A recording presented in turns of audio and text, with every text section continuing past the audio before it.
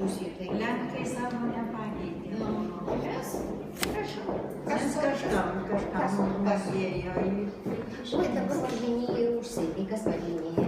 Nu, važinėja gal trečia dalis, ketvirta dalis. Tas turi, kas prisivogė, kas va per šitą per tos 25 metus. Kas palikė sėdėsi. Vieni milijonieriai. Vieni. A iš ko jie pasidarė milijonieriais? Todėl, kad buvo 10 tūkstančių į mėnesį ir dar daugiau gauna. Tai ne tik po 10, kad jie gauna, bet jie dar priima tokius įstatymus, kurie jau dar papildo kišenę.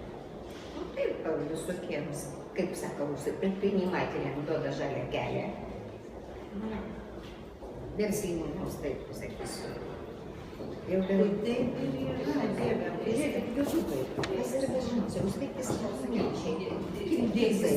Dukas šokai. Turkmenai.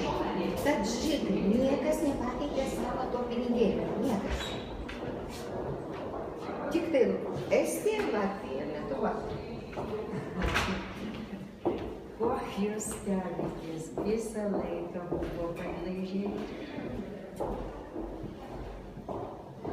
Visą laiką norėjau būti priklausomi kažkam ir yra, nu, iš vieno katilo į kitą. Iš pradžių pasirašė Rusų sutartį. Taip, tame yra.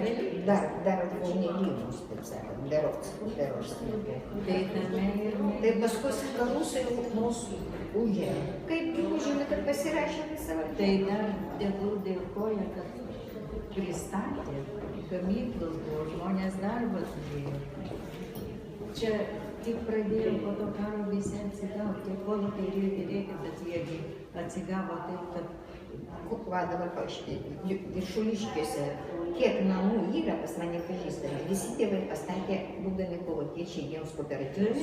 taip, teisingai, nu kas po karo galėjo gerai gyventi, tiek, Po karo visi blogai gyveno. visi blogai gyveno, bet tie Po 80 pradėjo, tai kad pirko mašinas, tėvai vaikams patys gyveno.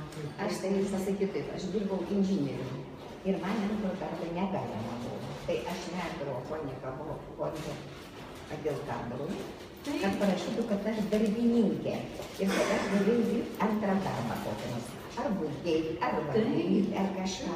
Aš pati trijuose dirbuosi. Ir vaikus išlaikiau laimingai mokės, du susižeidėme pirmam kursė ir anūkė gimė antrą kursę, išaugino. Komplektacijos skyriui dirbo, o toj pačioj savo gamykloj valdo kombinate dirbo. Tas pats aš, bet aš pinigų turiu.